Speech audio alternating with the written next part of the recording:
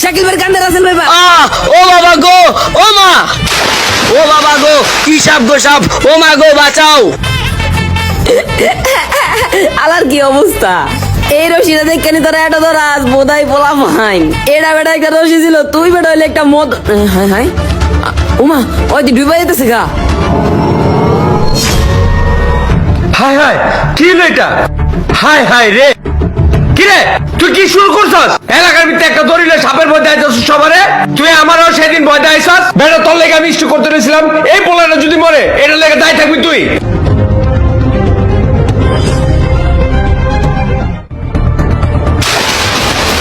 আল্লাহ রে, ওর কিছু হয়ে গেলে আমার ধরবো, আমিও লাভ ধরে বাঁচাই। ও এদিকে